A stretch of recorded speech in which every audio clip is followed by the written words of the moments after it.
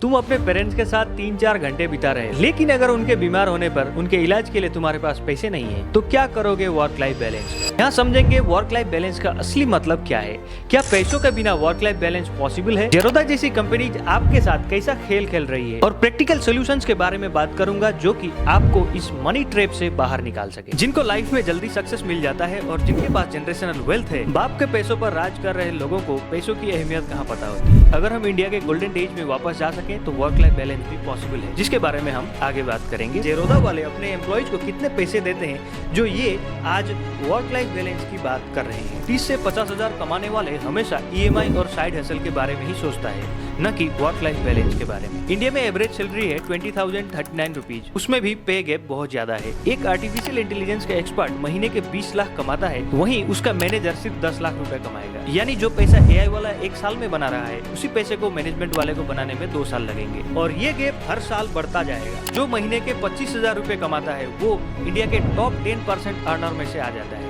यानी 100 में से 90 लोग महीने के 25,000 भी नहीं कमा पा रहे हैं, और जो 25,000 भी कमा रहे हैं वो EMI चुकाने में ही चले जाते हैं, और हर महीने नए लोन्स तो लेने ही पड़ते हैं। फाइनेंशियल इंडिपेंडेंस का सपना तो दूर की बात है। जेरोदा में सैलरी गैप देखो, सेल्स मैनेजर साल के 5 लाख कमा रहा है तो उसी कंपनी में सेम एक्सपीरियंस वाले सॉफ्टवेयर इंजीनियर को 24 लाख रुपए तक मिल रहे हैं। अब तुम कहोगे ये अलग अलग फील्ड्स हैं, लेकिन हम वर्क लाइफ बैलेंस की बात कर रहे हैं। सिंपल शब्दों में हम किसी जिंदा इंसान की बात कर रहे हैं। तो इन दोनों लोगों के लिए वर्क लाइफ बैलेंस का मीनिंग सेम तो नहीं हो सकता। एक इंजीनियर घर जाके ज्यादा सैलरी वाले जॉब ढूंढेगा, लेकिन सेल्स वाले को पता है कि उसको नई जॉब मिलना मुश्किल है, इसीलिए वो घर जाके साइड हसल के बारे में सोचेगा, पे बेटिंग करेगा, क्योंकि उसको इतनी कम सैलरी से घर चलाने में मुश्किल हो रही है। जेरोदा में वर्क लाइफ बैलेंस तो छोड़ो, पॉलिटिक्स और स्ट्रिक्ट टाइमिंग से लोग ऑलरेडी परेशान हैं। ये रिव्यूज देखो, एम्बिशन बॉक्स जैसे वेबसाइट पर एम्प्लॉइज के रिव्यूज देखने को मिल जाते हैं। आराम करना या फिर फैमिली के साथ टाइम स्पेंड करना एक लग्जरी बन चुकी है, क्योंकि जॉब्स इतने हेक्टिक हो गए हैं, 7-8 घंटे लगातार काम करने पड़ते हैं, और उसी बीच का एक छोटा सा टी ब्रेक भी मैनेजर्स को पसंद नहीं आता।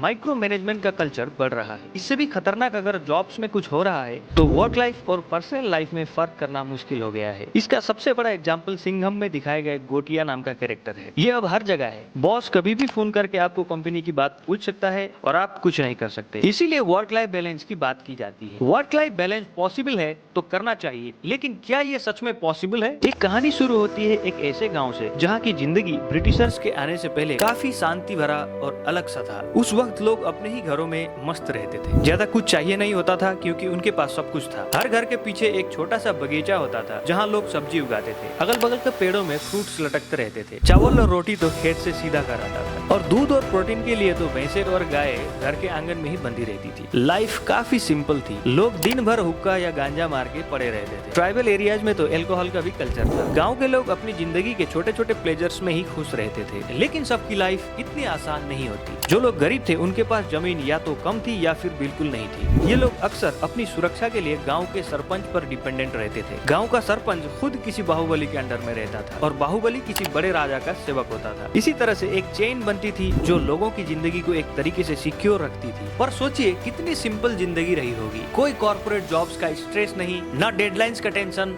जो मिला उसी में खुश। लेकिन ये सिंप्लिसिटी भी एक प्राइस के साथ आती थी। गरीब और मजबूर लोगों का शोषण होता था और उन्हें अक्सर बड़े लोगों के अधीन रहना पड़ता था। फिर भी लोगों के दिलों में एक सेटिस्फेक्शन था कि जिंदगी अपनी है, और जो थोड़ा बहुत उनके पास है उसमें ही खुशी ढूंढ लेते थे। ये कहानी उसी जमाने की है जब जिंदगी धीरे धीरे चला करती थी, और शायद लोग इसकी सिंप्लिसिटी को समझने लगे थे। लेकिन फिर आते हैं ब्रिटिशर्स, जिन्होंने सब कुछ पैसे के भरोसे कर दिया। कुछ भी खरीदना है तो पैसे चाहिए। जब से ये पैसा आया उसके पहले करेंसी यानी आपके पास जो भी चीजें हुआ करती थी उसी को करेंसी मानी जाती थी, और पैसों को लेकर किए गए सारे एक्सपेरिमेंट्स फेल हो चुके थे। लोग बार्टर सिस्टम को ही प्रीफर करते थे, यानी आपके पास कुछ है वो किसी और को दे दो, किसी और के पास कुछ है वो ले लो। लेकिन ब्रिटिशर्स ने लोगों की संपत्तियां जब्त कर ली, और टैक्स के नाम पर इनके पास जितना भी सोना चांदी जैसा वैल्यूएबल चीजें थी उन सबको लूट लिया। फिर इंडिपेंडेंट इंडिया में भी गवर्नमेंट की करेंसीज को लोग इतने वैल्यू नहीं देते थे। लोग बार्टर से ही काम चला रहे थे। लेकिन कैपिटलिज्म का राइज और बढ़ते इनकम गैप ने लोगों को फिएट करेंसी का गुलाम बना दिया, यानी एक कागज का टुकड़ा जिसके पीछे कुछ नहीं रखा है। अब काम के बदले पैसे मिलते हैं, कोई संपत्ति नहीं मिलती, कोई वैल्यूएबल चीज नहीं मिलती। अब हम धीरे धीरे मनी ट्रैप में फंस गए हैं। ग्लोबलाइजेशन और लिबरलाइजेशन ने भले ही हमारी लाइफस्टाइल को बेहतर करने में मदद की हो, वहीं समाज का एक बहुत बड़ा हिस्सा